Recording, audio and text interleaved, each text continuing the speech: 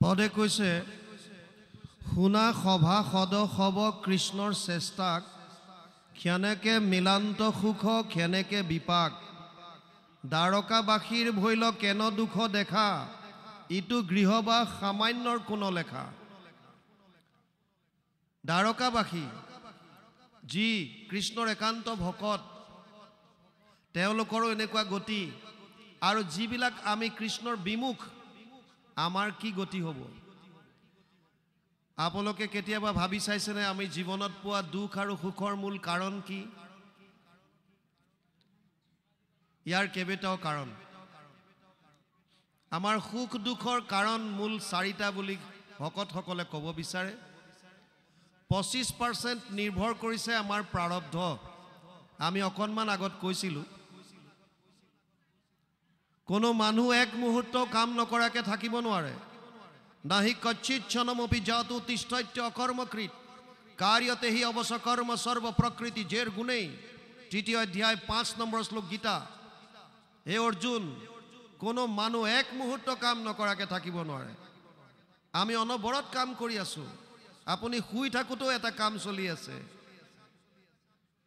আমি খাই আছো সেইটো কৰ্ম, বহি আছো সেইটো কৰ্ম, শুই আছো সেইটো কৰ্ম, ঈশ্বৰক আৰাধনা কৰিছো সেইটো কৰ্ম, ঈশ্বৰৰ বিমুখ হৈছো সেইটো কৰ্ম।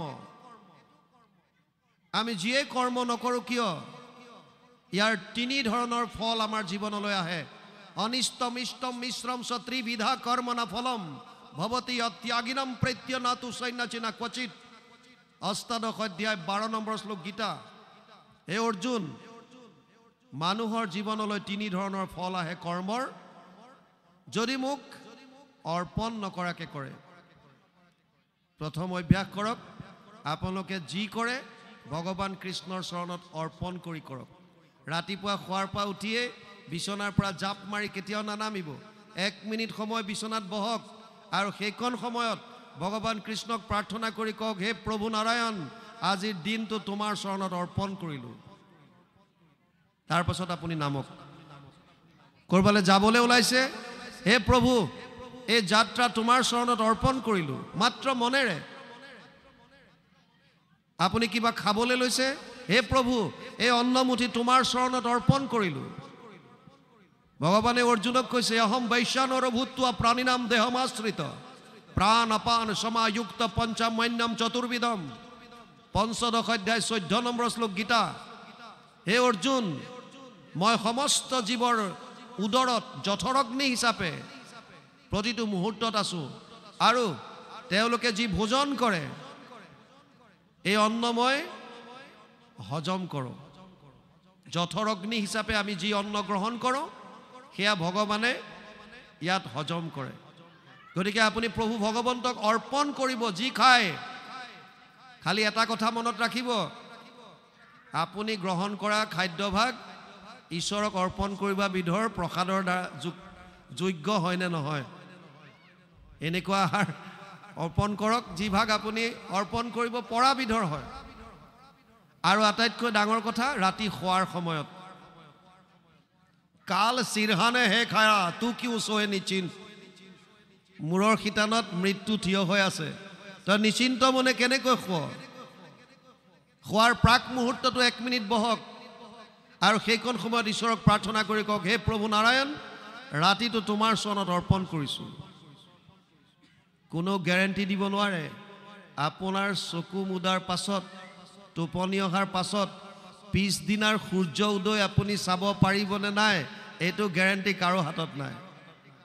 মোৰ ডাঙৰজন ভিনদেউ ৰাতি শুই আছে, কিতাপ এখন পঢ়ি আছিলে, হয়তো বুকুতে আছে। ৰাতিপুৱা উঠা নাই। বাইদেৱে ভাবিছে শুই আছে, ৰাতি চাগে বেছিলৈ সময়লৈকে পঢ়িছে, উঠোৱা নাই। ছোৱালীজনীও আহি মাজতে ধেমালি কৰি গ'ল, দেউতা ইমান দেৰি খোৱা নাই, উঠা নাই। 9টামান বাজি গ'ল, উঠা নাই। আৰু যেতিয়া আঁঠুৱা চঠুৱা দাঙি চালে, দেখিছে বছ চব হাত ভৰি টান হৈ গ'ল। ৰাতি শুই থাকোঁতে শেষ। কাৰ কেনেকৈ মৃত্যু আহে আমি গম নাপাওঁ, কোনো গেৰেণ্টি নাই। আপুনি ৰাতি শুই থকাৰ পাছত পাছদিনা ৰাতিপুৱা আপুনি সূৰ্য উদয় চাব পাৰিবনে নাই, কোনো গেৰেণ্টি নাই। সেইকাৰণে শোৱাৰ সময়ত প্ৰাক মুহূৰ্তত এবাৰ ভগৱানৰ নাম লৈ শুৱক। ভগৱানে কৈছে গীতাত, অন্তকালে চ মামেবম স্মৰণ মুক্তা কলেবৰম ইয় প্ৰয়াতি চ মদভাৱয়াতি নাস্তৈত্ৰ সংশয়। অষ্টম অধ্যায় 5 নম্বৰ শ্লোক গীতা। হে অৰ্জুন, শেষ মুহূৰ্তত যদি কোনোবাই মোৰ নাম লৈ যদি শৰীৰ ত্যাগ কৰিলে এজনে মোক পাব, ইয়াত কোনো সংশয় নাই।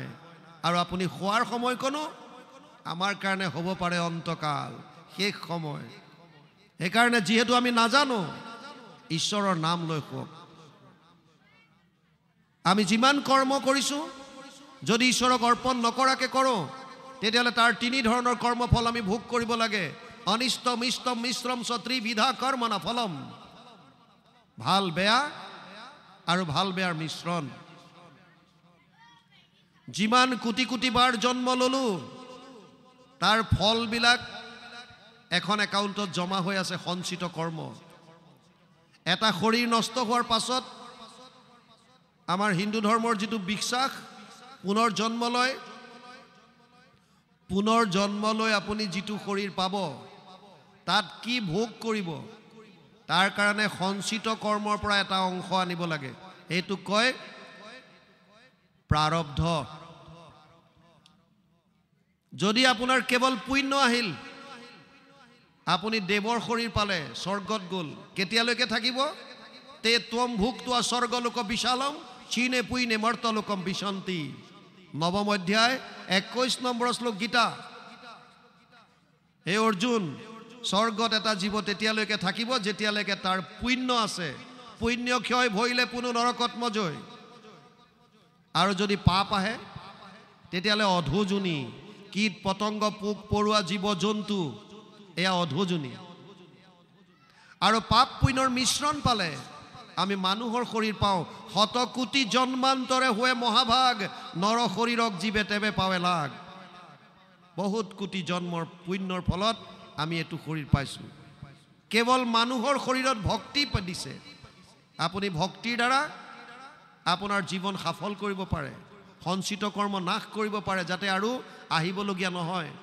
যেতিয়ালৈকে সঞ্চিত কৰ্ম থাকিব, তেতিয়ালৈকে জীৱ পুনৰপি জননম পুনৰপি মৰণম পুনৰপি জননী জঠৰে শয়নম। বাৰে বাৰে জন্ম, বাৰে বাৰে মৃত্যু, এই সংসাৰ চক্ৰত ঘূৰিব লাগিব। সুখ দুখৰ 25% কাৰণ হৈছে প্ৰাৰব্ধ, যিটো আমি লৈ আহিছোঁ। তাত কিমান পুণ্য কিমান পাপ, এই মিশ্ৰিত কৰ্মত যাৰ যেনেকুৱা সেইমতে আমি ভোগ কৰিব লাগে। 25% নিৰ্ভৰ কৰিছে আইসকলৰ ওপৰত, মাতৃৰ ওপৰত। সন্তান গৰ্ভত থকা সময়ত তেওঁৰ খাদ্য অভ্যাস কেনেকুৱা আছিল আৰু মানসিক চিন্তাধাৰা কেনেকুৱা আছিল, 5টা জ্ঞানেন্দ্ৰিয়ৰ দ্বাৰা কেনেকুৱা ধৰণৰ জ্ঞান অৰ্জন কৰিছিল আৰু তেওঁ কি ধৰণৰ খাদ্য গ্ৰহণ কৰিছিল, ইয়াৰ সম্পূৰ্ণ প্ৰভাৱ গৰ্ভত থকা শিশুটোৱে পায়। তাৰ উদাহৰণ প্ৰহ্লাদ, তাৰ উদাহৰণ অভিমন্যু, তাৰ উদাহৰণ অষ্টবক্ৰ ঋষি।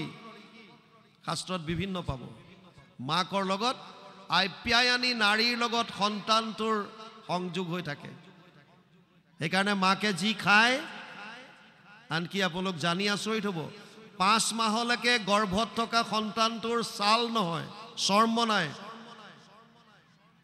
মাকে যি গ্ৰহণ কৰে জ্বলা টেঙা, আপ্যায়নী নাৰীৰ দ্বাৰা গৈ শৰীৰটোৰ গাত পৰে আৰু চিঞৰি উঠে, বহু অপি ময়া দৃষ্টা যোনি দ্বাৰম পৃথক পৃথক গৰ্ভবাস মহাদুঃখ ত্ৰাহিমাম মধুসূদন।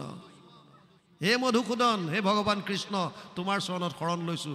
বৰ কষ্ট পাইছোঁ ইউটেৰাছে অকণমান গৰ্ভাশয়ত, ভালকৈ হাত ভৰি মেলিব নোৱাৰে, কোচমোচ খাই থাকিব লাগে। তাকো প্ৰসৱৰ আগত কি হয়, উল্টা কৰি দিয়ে, মূৰটো তললৈ ভৰিকেইটা ওপৰলৈ। কিমান কষ্ট, 20টা মূত্ৰৰে গোটেই ঢাকি থাকে, তাৰ মাজত কিমান কষ্ট পাবলগীয়া হয়। মাকৰ যেনেকুৱা চিন্তা, মাকৰ যেনেকুৱা খাদ্য অভ্যাস, ইয়াৰ সম্পূৰ্ণ প্ৰভাৱ পৰে শিশুটোৰ ওপৰত। 25% আইসকলৰ এইকাৰণে দিছে। সন্তান জন্ম দিয়াৰ প্ৰাক মুহূৰ্তত ভাগৱতৰ তত্ত্ববিলাক বুজি লোৱাৰ কাৰণে চেষ্টা কৰিব লাগে। আমি যদি 20 বছৰ 25 বছৰত বিয়া বাৰু কৰাই সন্তান জন্ম দিয়ে, কামনা বাসনাত লিপ্ত হৈ সেইকাৰণে সুসন্তান পোৱাৰ পৰা বঞ্চিত হৈ থাকোঁ। তত্ত্ববিলাক যদি বুজি লওঁ, সকলো কথা আছে ভাগৱতত, কেৱল অধ্যয়ন কৰক, গ্ৰন্থ হিচাপে অধ্যয়ন কৰক, কোনো নাপায় নোপায় একো নাই। মই প্ৰায়ে কওঁ, এজনী ছোৱালী যদি মাষ্টাৰ ডিগ্ৰী কৰি আছে আৰু তেওঁক যদি কীৰ্তনৰ দৰকাৰ হ'ল, আছামিজ লিটাৰেচাৰ যদি তেওঁ লৈছে, কীৰ্তনৰ পঢ়িবলগীয়া হ'ল, ভাগৱত পঢ়িবলগীয়া হ'ল, আৰু সেই সময়ত পৰীক্ষাৰ সময়ত তেওঁ যদি পিৰিয়ড হয়, কি কৰিব তেতিয়াহ'লে? পঢ়িবনে নাই? গ্ৰন্থ হিচাপে পঢ়ক, একো আপত্তি নাই, কিতাপ হিচাপে পঢ়ক। চৈতন্য কৰি ল'লে নীতি নিয়ম সকলো মানিবলগীয়া হয়। আজি ইয়াত আপোনালোকে চৈতন্য কৰিছে, ইয়াত প্ৰপাৰ নীতি নিয়মৰ মাজেদি আহিছে, কিন্তু ইয়ালৈও সেইসকল আহিব পাৰিব যিসকলে নিজকে কায়িকভাৱে শুদ্ধ বুলি ভাবি আছে। তেওঁলোকৰ কাৰণে কোনো মানা হ'ব নালাগে, কোনো মানা নাই। স্ত্ৰী শুদ্ৰে কৰে যদি আমাত ভকতি, তাহাকো কহিবা ইটো জ্ঞান মহামতি। গুৰুজনাই কীৰ্তনত লিখিছে, বৈকুণ্ঠ প্ৰয়াণৰ প্ৰাক মুহূৰ্তত ভগৱান কৃষ্ণই উদ্ধৱক উপদেশ দিছে, বাক্য কৰ্ণ মন মুখ আছে মানে যাৰ, হৰি ভকতিত সমস্তৰে অধিকাৰ। সকলোৰে অধিকাৰ আছে, কেৱল বাপ সমস্তৰ নেকি? চবৰে অধিকাৰ আছে, আহিব পাৰে। আইসকলে গৰ্ভৱতী অৱস্থাত যেনেকুৱা চিন্তা চৰ্চা কৰে, যদি ভাল সংগ পাইছে, যদি টিভি চিৰিয়েলৰ পৰা শাহু বোৱাৰী কাজিয়াবিলাক নাচায়, যদি গিৰিয়েক ঘৈণীয়েকৰ সন্দেহীবিলাক যদি কিছুদিনৰ কাৰণে বাদ দিয়ে, যদি ভকতৰ লগত ভাগৱতৰ অধ্যয়ন কৰে, কীৰ্তন যদি পাঠ কৰে, ভাল ভাল যদি আপোনালোকে কথাবিলাক জ্ঞানেন্দ্ৰিয়ৰ দ্বাৰা গ্ৰহণ কৰে, তাৰ ৰিজাল্ট আপোনালোকে পিছত সন্তানটোত পাব। এই সমস্ত আপোনাৰ দ্বাৰা সন্তানটোৱে গ্ৰহণ কৰিছে, গতিকে এটলিষ্ট সেইকেইটা দিনটো কষ্ট কৰক সন্তানটোৰ কাৰণে। বাপ সমস্তৰ ওপৰত নিৰ্ভৰ কৰিছে 25%।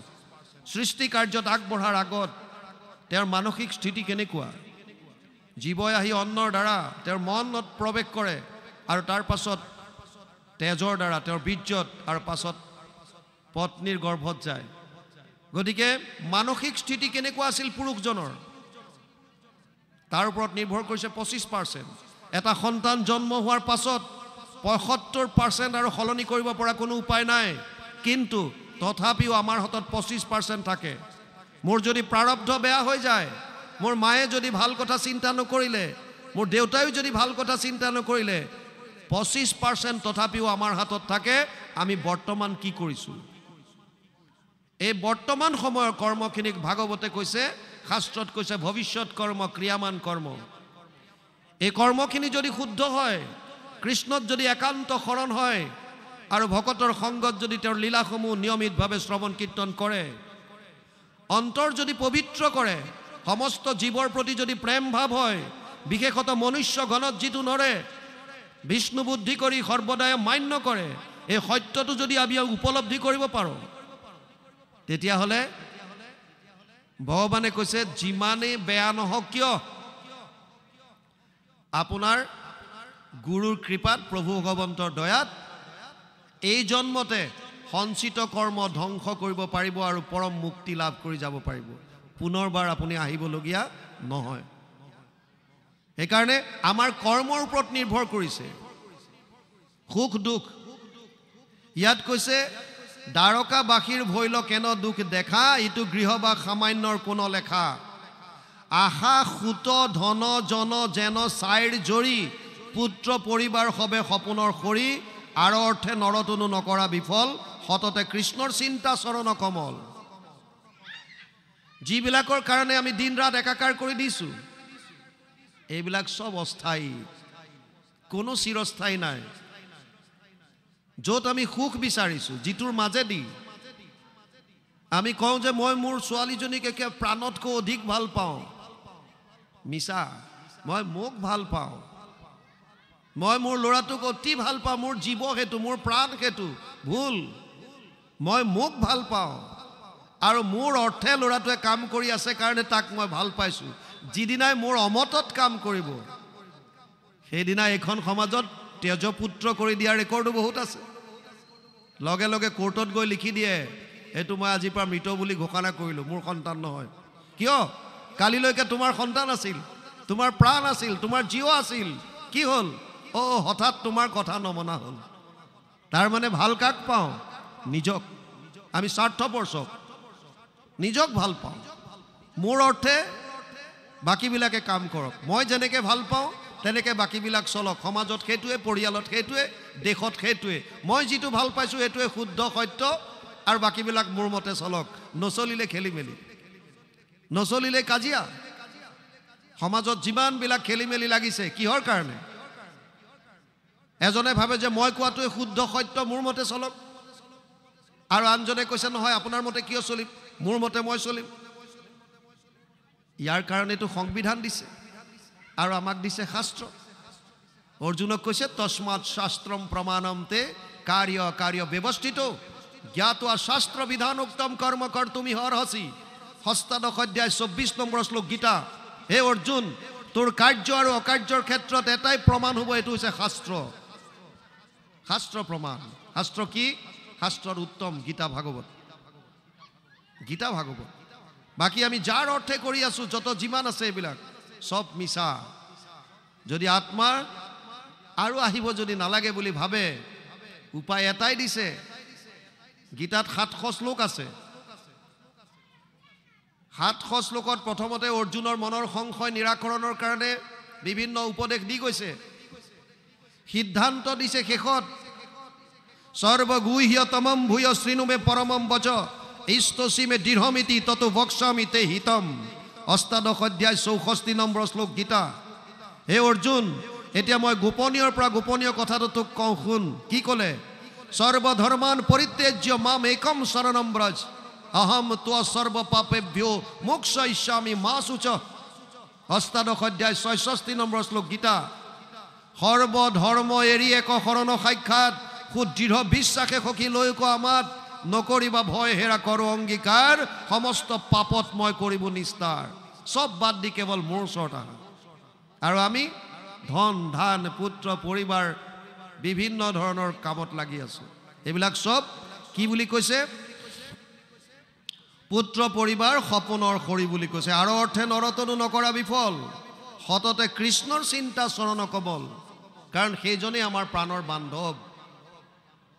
সংসাৰৰ যত দেৱ গুৰু বন্ধুজন যেবে সবে মিলি কৰে অনেক যতন তথাপি জানিবা নপাৰিবে সাধিবাক হৰি ভকতিৰ লক্ষ্য ভাগৰ ভাগক। যোনে যিমানেই বেলেগ চেষ্টা নকৰক কিয়, হৰি ভক্তিৰ লক্ষ্য ভাগৰ এভাগো কৰিব নোৱাৰে।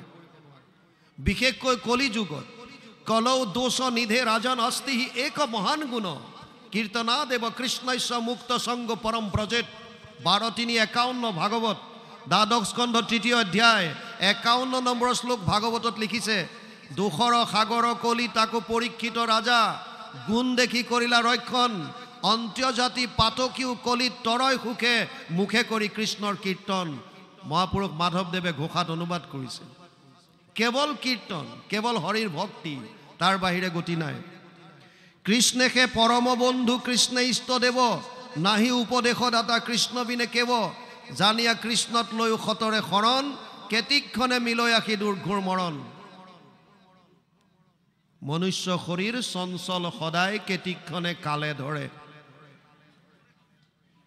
যদিও মানুহৰ শৰীৰ দুৰ্লভ, ইয়াৰ এটা কথা আছে, খালি কোনদিনা কাৰ মৃত্যু আহে কোনেও গম নাপায়। এটা কাহিনীৰ দ্বাৰা মই মোৰ বৰ্তমানৰ বৈঠক সমাপ্ত কৰিম। ক্ষণস্থায়ী মনুষ্যৰ বাবে এজন মানুহ আছিল। তেওঁ ভাবিলে যদি মই অজস্ৰ ধন টকা পইচা গোটাব পাৰোঁ তেতিয়াহ'লে পৃথিৱীৰ আটাইতকৈ সুখী মানুহ হ'ম। আমাৰো মনবিলাক তেনেকুৱাই। আমি ভাবোঁ যে টকা পইচা যদি যথেষ্ট আহে তেতিয়াহ'লে পৃথিৱীৰ আটাইতকৈ আমি ধনী মানুহ হ'ব পাৰিম বা সুখী মানুহ হ'ব পাৰিম। মানুহজনে সব বাদ দিলে, মিতিৰ কুটুম সমাজৰ কথা, কেৱল ধন টকা পইচা ঘটাত লাগিল। আৰু এসময়ত অজস্ৰ টকা পইচাৰ মালিক হ'ল।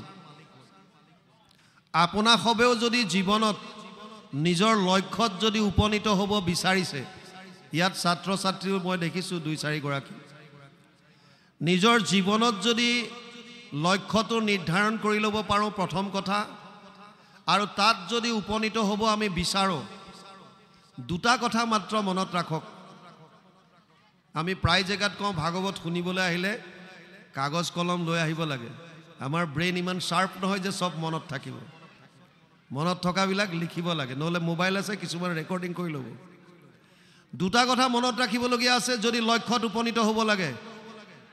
আমাৰ ভিতৰত দুটা শক্তি আছে, এটা হৈছে প্ৰতিকূল শক্তি আৰু এটা হৈছে অনুকূল শক্তি। এটাক কৈছে ফেভাৰেবল ফ'ৰ্চ, যিটোৱে আপোনাক লক্ষ্যত লৈ যোৱাত সহায় কৰে, আৰু এটাই বাধা দিয়ে, অবষ্টেকল। উদাহৰণৰ লগত বুজক। মেট্ৰিক দিব, HSLC এক্সাম দিব ছোৱালী এজনীয়ে। তাই মনতে সিদ্ধান্ত কৰিলে যে মই এবাৰ আটাইকেইটা বিষয়ত 100 মাৰ্কছ কৰি আনিম, 100/100 ইন অল ছাবজেক্ট, চবতে।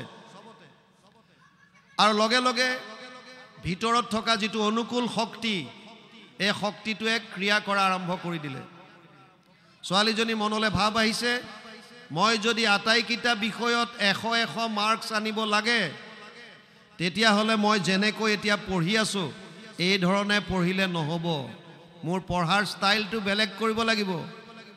হাৰ্ড ৰিডিং নহয়, মই স্মাৰ্ট ৰিডিং কৰিব লাগিব। প্ৰথম কাম কৰিলে ভিতৰৰ পৰা ভাৱ আহি আছে সময়ৰ, টাইম মেনেজমেণ্ট, কেনেকৈ সময়খিনি মেনেজ কৰিব। আমাক সকলোকে 24 ঘণ্টা দিছে। দুখীয়াজনকো 24 ঘণ্টা দিছে, ধনীজনকো দিছে, সফলজনকো দিছে, বিফলজনকো দিছে। সময়ৰ ব্যৱহাৰ কেনেকৈ আমি কৰিম, এইটো হৈছে 1 নম্বৰ কথা।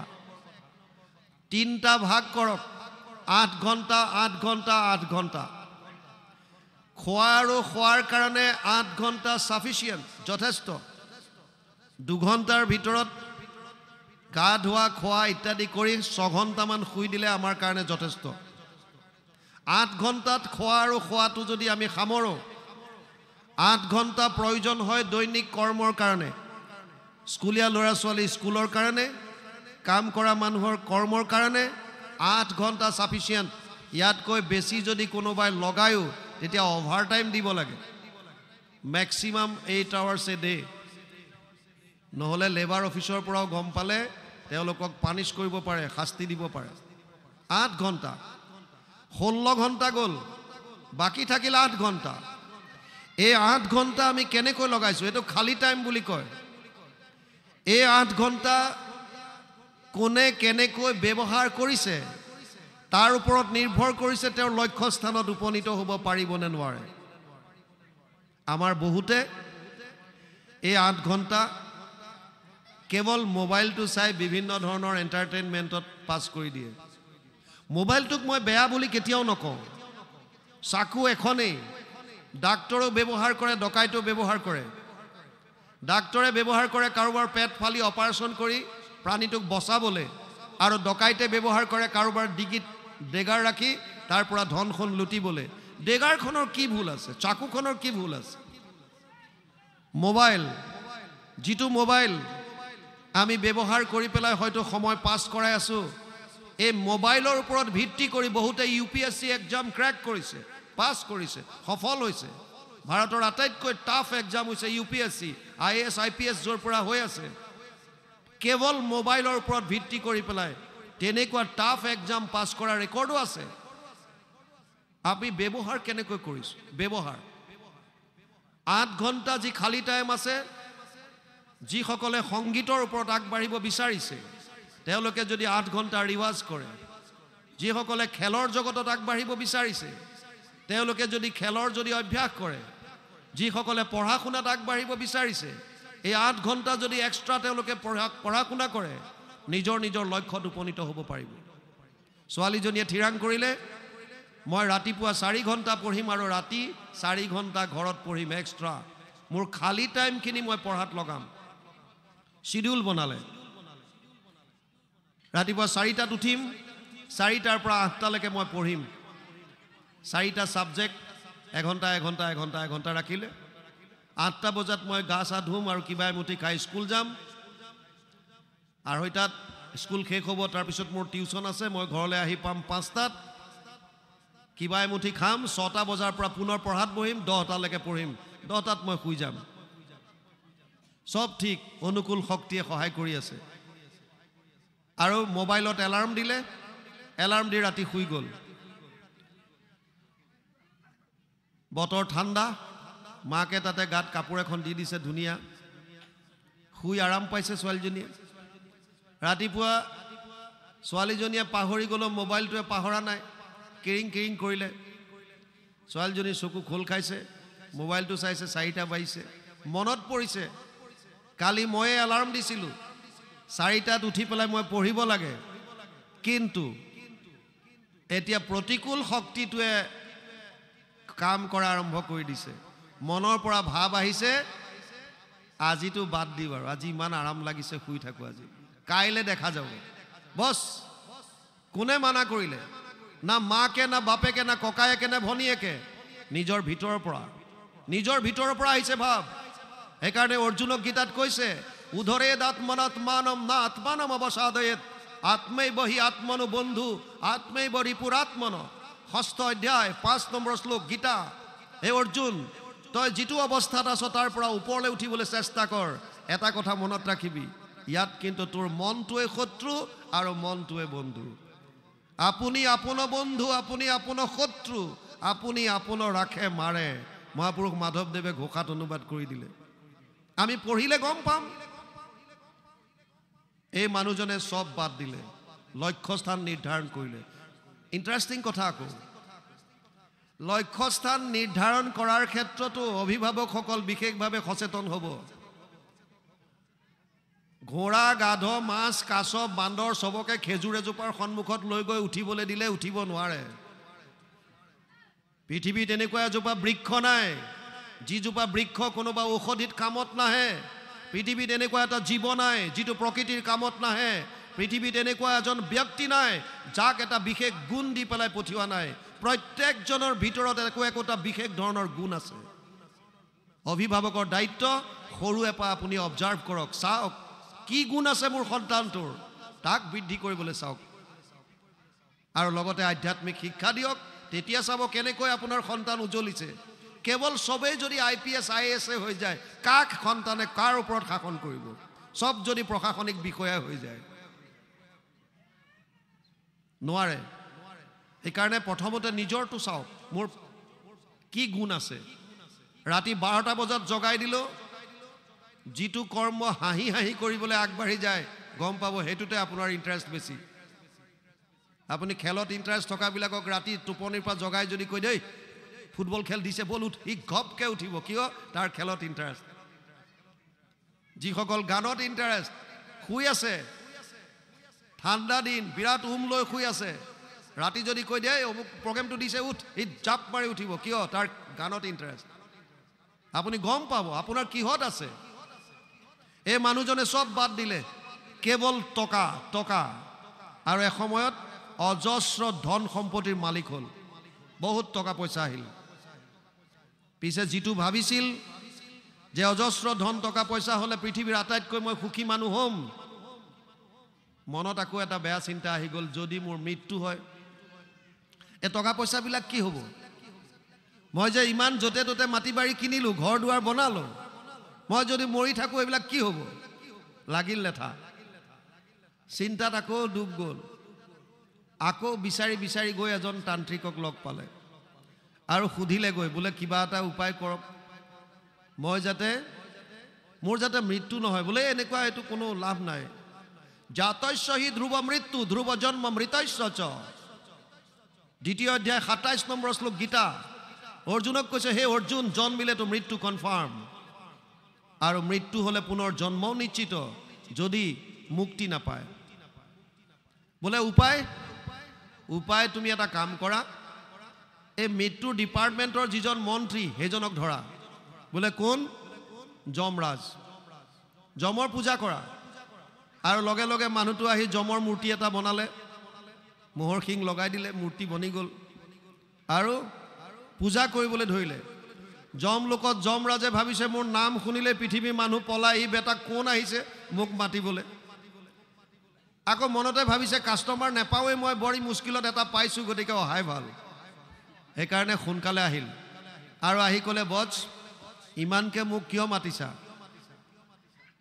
এতিয়া সেই মানুহজনৰ মনত আকৌ সন্দেহ হৈ গ'ল জমৰ পূজা কৰিবলৈ লৈছিলোহে জম আহি দেখোন পালেহি এইটো অৰিজিন পিচটো হয়নে নহয় সুধিছে যে তুমি সেইজন হয়নে নহয় নে পোছাক চোছাক পিন্ধি আহিছে ভাৱৰীয়া সাজি বোলে নাই ডাইৰেক্ট জম লোকৰ পৰা আহিছোঁ কিয় মাতিলা বোলে হ'ব কথা বতৰা পাতিম আগতে অকণমান অতিথি আপ্যায়ন হৈ লওক ফ্ৰিজ খুলিলে ঠাণ্ডা বটল এটা আনিলে কিবা আৰু অলপমান স্নেক্স ভুজিয়া চুজিয়াৰ লগত খুৱাই দিলে জমে এইবিলাক খাই লোৱাৰ পাছত কিবা দেখোন টোপনি টোপনি ভাৱ আহিছে নিচা নিচা লাগিছে আৰু ক'লে বোলে মোৰ কিবা অলপ গাটো বেয়া লাগিছে নিচা নিচা লাগিছে টোপনি অহাৰ নিচিনা লাগিছে আধা ঘণ্টামান জিৰাব পাৰিমনে বোলে একদম বিচনা ৰেডি আছে বিচনা ৰেডি কৰি থোৱা আছে আধা ঘণ্টা শুলে তাৰ পাছত ক'লে কোৱা এতিয়া কি লাগে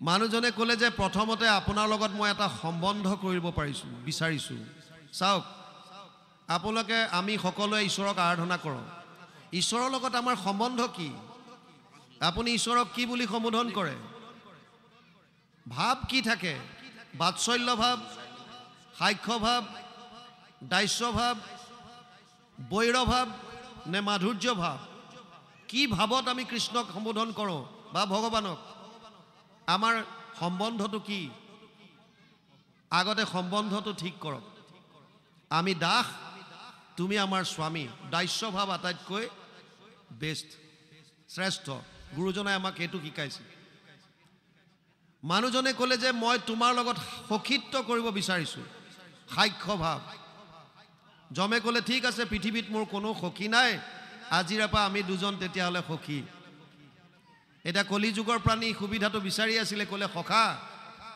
আমি দুটা যেতিয়া সখা হ'লোৱে তুমি মোক অকণ কৃপা কৰিব লাগে বোলে কি মোৰ যাতে মৃত্যু নহয় দিনতো নহওক ৰাতিও নহওক অস্ত্ৰৰে নহওক শস্ত্ৰৰে নহওক ভিতৰত নহওক বাহিৰত নহওক হিৰণ্যকশিপুৱে যেনেকৈ বিচাৰিছিল ইও তেনেকৈ বিচাৰিলে জমে ক'লে এইটো অসম্ভৱ জন্ম ল'লে মৃত্যুটো নিশ্চিত গতিকে তুমিতো মৰিবই লাগিব এইটো উপায় নাই এটা উপায় আছে বোলে কি সংসাৰ চক্ৰৰ পৰা তুমি মুক্তি পাব পাৰিবা যদি শেষ মুহূৰ্তত হ'লেও কৃষ্ণৰ নাম লোৱা অন্তকালে চ মামেবম স্মৰণ মুক্ত কলেবৰম ইয় প্ৰয়াতি সব মদ ভাৱম ইয়াতি নাস্তৈত্ৰ সংশয় অষ্টম অধ্যায় 5 নম্বৰ শ্লোক গীতা অৰ্জুনক কৈছে হে অৰ্জুন শেষ মুহূৰ্ততো যদি কোনোবাই মোৰ নাম লয় তেতিয়াহ'লে সি মোক পাব ইয়াত কোনো সংশয় নাই আৰু ক'লে মই কেনেকৈ গম পাম এতিয়া জমক সুধিলে মোৰ মৃত্যু কেতিয়া আহে অন্তকাল কোনটো মই কেনেকৈ জানিম জমে ক'লে তোমাক নিবলৈনো কোন আহিব নহ'লে মই আহিম আৰু নহ'লে মোৰে কোনোবা এজন দূত পঠাম গতিকে চিন্তা কৰিব নালাগে আগতীয়াকৈ তোমাক খবৰ দিম আৰু যেতিয়া খবৰ দিওঁ তেতিয়া এটলিষ্ট তুমি ঈশ্বৰৰ নাম ল'বা হৈ গ'ল জম গুচি গ'ল আৰু ইফালে ই ভাবিলে যেতিয়া জমে খবৰ দিবই গতিকে কৃষ্ণৰ নাম এতিয়া কিয় লওঁ আকৌ টকা ঘটাত লাগিল ভাবিলে খবৰ পালে ল'ম আৰু কৃষ্ণৰ নাম যেতিয়া শেষ মুহূৰ্ত আহিব কেইবা বছৰো গ'ল হঠাৎ যমৰাজ আহি উপস্থিত হ'ল হাতত যমদণ্ড লৈ আৰু ক'লে সখা সময় হৈ গ'ল এতিয়া বোলা সখায়ে কৈছে কি বিশ্বাসঘাতকৰ দৰে কথা কৈছা তুমি কৈছিলা আগতীয়াকৈ খবৰ দি আহিম না তোমাৰ মোবাইল কল না টেলিগ্ৰাম না চিঠি পত্ৰ একো নাই আৰু ডাইৰেক্ট তুমি আহি পেলাই উপস্থিত হৈ গ'লা জমে ক'লে এইবিলাক মোবাইল টাৱাৰ এতিয়ালৈকে জমলোকত বনা নাই আৰু পোষ্টেল ব্ৰাঞ্চো নাই কুৰিয়াৰ ছাৰ্ভিচ নাই কিন্তু মই প্ৰকৃতিৰ নিয়ম অনুসৰি তোমাক এবাৰ দুবাৰ নহয় 4 বাৰকৈ খবৰ দিছোঁ যে তোমাৰ সময় হৈ গ'ল তোমাক আনিবলৈ আমি আহি আছোঁ তুমি মাত্ৰ ঈশ্বৰৰ নাম লোৱা আৰম্ভ কৰি দিয়া বোলে কেনেকৈ প্ৰথম তোমাৰ কাণৰ ওচৰৰ চুলিকেইডাল পকাই দিলোঁ প্ৰথম ইয়াৰ একেডাল বগা হয় যে সময় হৈ গৈছে ঈশ্বৰৰ নাম লোৱা তুমি গডৰেজ হেয়াৰ ডাই মাৰি কোলা কৰি থৈ দিছা একো হোৱা নাই ফিটিং ঈশ্বৰৰ নাম নাই লোৱা তাৰ পাছত তোমাৰ দৃষ্টি মই কমাই দিলোঁ দূৰত কম দেখা ওচৰত কম দেখা ঈশ্বৰৰ নাম লোৱা তুমি আই স্পেচিয়েলিষ্টৰ তাত গৈ পেলাই লেন্স লগাই ল'লা যে ক্লিয়াৰ আছে মোৰ একদম ভিজন ক্লিয়াৰ দৃষ্টি ক্লিয়াৰ তাৰ পাছত তোমাৰ দুই এটা দাঁত খৰাই দিলোঁ ভাই সময় হৈ গ'ল, তুমি ঈশ্বৰৰ নাম লোৱা। তুমি ডেণ্টিষ্টৰ তাত গৈ আকৌ দাঁত লগাই ল'লা, তাৰ পাছততো তোমাক মই পুৰা ৰূপে খবৰ দিছোঁ। কেনেকৈ? অংগম গলিতম পলিতম মুণ্ডম দশন বিহীনম জাতম তুণ্ডম বৃদ্ধ ইয়াতি গৃহীত দণ্ডম তদাপিনা মুঞ্চতি আশা পিণ্ডম। অংগম গলিতম, মানুহৰ বয়স হৈ অহাৰ লগে লগে ছালবিলাক খুতৰা খুতুৰি হৈ যায়। মিছ ইউনিভাৰ্চ হওক, মিছ ৱৰ্ল্ড হওক, মিষ্টাৰ ৱৰ্ল্ড হওক, যিয়ে নহওক কিয়, বয়স হৈ অহাৰ লগে লগে ছালবিলাক খুতৰা খুতুৰ হৈ যায়। যমে কৈছে তোমাৰ ছালবিলাক চোৱা, মই খুতৰা খুতুৰ কৰি দিলোঁ। পলিতম মুণ্ডম, চুলি সৰাই দিলোঁ। দশন বিহীনম, দাঁত এটাও নাইকিয়া কৰি দিলোঁ। গৃহীত্ব দণ্ডম, লাখুটি ধৰাই দিলোঁ। তথাপিও তুমি ঈশ্বৰৰ নাম লোৱা নাই, ব'লা বোলে, তোমাৰ লাভ নাই। ই ক'লে কিবা এটা কৰা সখা, এটলিষ্ট এমাহমান সময় লাগিব উইল কৰিবলৈ। উইলখনকে কৰি লওঁ, কাক ক'ত কেনেকৈ সম্পত্তিবিলাক ভগাই দিম। তুমি লাগিলে 10-20 হাজাৰ কিবা টকা লাগিলে লৈ লোৱা, বোলে ঘোষ নচলে, এইবিলাক ঘোষৰ কাম নাই। এইখন লিষ্ট দেখিছানে নাই? এখন লিষ্ট দেখুৱাইছে বিৰাট দীঘল। বোলে এইখন কি? এইবাৰ যিমান মৃত্যু লোকৰ পৰা মানুহ উঠাম চবৰে নাম ইয়াত আছে। বোলে মোৰ নামটো ক'ত? কৈছে তোমাৰ নাম একেবাৰে ওপৰত, সেইকাৰণে তোমাৰ ওচৰত আহিছোঁ। তুমি আৰু দেৰি কৰিব নালাগে, এতিয়া ৰেডি হোৱা, বোলা যাবৰ হ'ল আৰু। বোলে অকণমান 1 মিনিট। কিয়? অকণমান অতিথি আৰু শুশ্ৰূষা হৈ লওক আৰু যামেই যেতিয়া। আকৌ ফ্ৰিজ খুলিলে, আনিলে ঠাণ্ডা বটল, আকৌ খুৱাই দিলে ভুজিয়া চুজিয়াৰ লগত, স্নেক্সৰ লগত। এইবিলাক খাই লোৱাৰ পাছত জমৰ একে নিচাজাতীয় লাগিছে, টোপনি আহিছে। বোলে অকণমান জিৰাই লওঁ, বোলে একদম আৰামত। ই কলিযুগৰ প্ৰাণী, ই ভাবিছে বেটা তই কিমান চালোঁ। ই বগা ৰং আনি হোৱাইটেনাৰ আনি পেলাই ওপৰৰ নামটো মোহাই পেলালে আৰু একেবাৰে লিষ্টৰ তলত লিখি থৈ দিছে। ভাবিছে বেটা তই এতিয়াতো মোৰ নামটো নেদেখ ওপৰত, তই এয়া মানুহ আনিবলৈ যোৱালে মই উইল বনাব পাৰিম। আধা ঘণ্টা শুওঁতে এইফালে এইটো কাম কৰি পেলাই লিষ্টখন জেগাত থৈ দিছে। যমৰাজ সাৰ পাই উঠি লেঙামুৰি দিছে গা আৰু ক'লে সখা বহুত শুশ্ৰূষা কৰিলা তুমি, মই ভাবিছোঁ ওপৰৰ পৰা নিনিওঁ, তল ফালৰ পৰা নিওঁ। আৰু যেতিয়া তল ফালৰ পৰা বুলি ক'লে লগে লগে তাত শেষ। অৰ্থাৎ মনুষ্য শৰীৰ চঞ্চল সদায়, কেতিক্ষণে কালে ধৰে, কোটি কোটি জন্ম উপজি মৰিয়া মনুষ্য নুহি খেন্তৰে। প্ৰহ্লাদে দৈত্য শিশুসকলক সেইকাৰণে কৈছে যে মানুহৰ জন্ম মৃত্যুৰ পৰা কোনো হাত সাৰিব আজিলৈকে পৰা নাই। যিমানেই যেনেকুৱা বীৰ নহওক, যিমানেই যেনেকুৱা মেধাৱী সম্পন্ন ব্যক্তি নহওক, যিমানেই শক্তিশালী নহওক কিয়, এই পৃথিৱীত চব বিলীন হৈ গৈছে, চব শেষ, কোনো থাকিব পৰা নাই। ইয়াত কৈছে এতিয়া জানিয়া কৃষ্ণত লৈও সতৰে শৰণ, কেতিক্ষণে মিলয়াসী দুৰ্ঘোৰ মৰণ। কাৰ কেতিয়া মৃত্যু আহে আমি গম নাপাওঁ, সেইকাৰণে বিলম্ব নকৰি, পলম নকৰি এই মুহূৰ্তৰ পৰা হৃদয়ত কৃষ্ণক ধাৰণ কৰক, নাম ল'বলৈ আৰম্ভ কৰক। এতিক্ষণে কালে উৰুৱাইবে ঘৰ বাৰী, চলিবা জোৱাৰে যেন 2 হাত জাৰি। কেতিয়া ঘৰ বাৰী উৰুৱাই কালে লৈ যায় ঠিক নাই। যেনেকৈ জোৱাৰীয়ে আটাইকেইটা পইচা যোৱাৰ পাছত এই ৰকম মাৰি পেলাই ঘূৰি আহে, চব শেষ, পকেটৰ পইচা খালী। হেন জানি যতনে তেজীৱান কাম, অন্তক চাৰুক ডাকি বোলাৰাম ৰাম। সেইকাৰণে ইয়াত গুৰুজনাই লিখিছে, একাদশ স্কন্ধ গুৰুজনাই কৰিছিল, চব বাদ দি পেলাই কৃষ্ণৰ নাম ল'বলৈ কৈছে। কেৱল আমাক 11টা ইন্দ্ৰিয় দিছে, 10টা ইন্দ্ৰিয় আপোনালোকে নিজৰ নিজৰ কৰ্মত লগাই থওক, কোনো আপত্তি নাই। যিসকলে পঢ়া শুনা কৰি আছে পঢ়া শুনা কৰক, খেতি বাতি কৰি আছে খেতি বাতি কৰক, চাকৰি কৰি আছে চাকৰি কৰক, কোনো আপত্তি নাই। 10টা ইন্দ্ৰিয়ৰ দ্বাৰা সংসাৰৰ কাৰণে কৰ্ম কৰক। এটা ইন্দ্ৰিয় ভগৱানে কৈছে মোক দিয়া, মন মনা ভৱ মদ ভক্ত মধ্যাজি মাম নমস্কৰো, মামে বৈশ্যাসী সত্যম তে প্ৰতি জানে প্ৰিয়সী মে। 8শ অধ্যায় 65 নম্বৰ শ্লোক গীতা। মোতে মাত্ৰ সদা দিয়া মন, মোৰ ভক্ত হোৱা সৰ্বক্ষণ, মোকে পূজা মাত্ৰ মোকে কৰা নমস্কাৰ। কহিলো তোমাতো সত্য মানি, পাইবা সুখে মোক মহামানী, তুমি প্ৰিয়তম সুহৃদ সখী আমাৰ। হে অৰ্জুন, আমি সকলো অৰ্জুন ৰূপী জীৱ, আমাৰ প্ৰতি প্ৰভু ভগৱন্তৰ এটাই আদেশ, তোমালোকে মনটো মোক দিয়া, চেষ্টা কৰক, আমি প্ৰায় জেগাত কওঁ মোবাইলত এলাৰ্ম দি থওক, 15 মিনিটৰ মূৰে মূৰে এলাৰ্ম বাজিব আৰু ভাবিব যে মোৰ লগত ভগৱান আছে, আছে কৃষ্ণ, মই কৃষ্ণ মোৰ লগত আছে। যিমান আপোনালোকে অনুভৱ কৰিব কৃষ্ণ লগত আছে, সিমান অপকৰ্ম কৰিব নোৱাৰিব। আৰু কৃষ্ণক যিমানেই মনলৈ আনি থাকিব, সিমানেই কোনো অপশক্তিয়ে আপোনালোকক আক্ৰমণ কৰিব নোৱাৰিব। দুই ফালৰ পৰা কেৱল লাভেই লাভ, মাত্ৰ কৃষ্ণৰ নাম। ভাৱ বান্ধৱ আই মাতৃ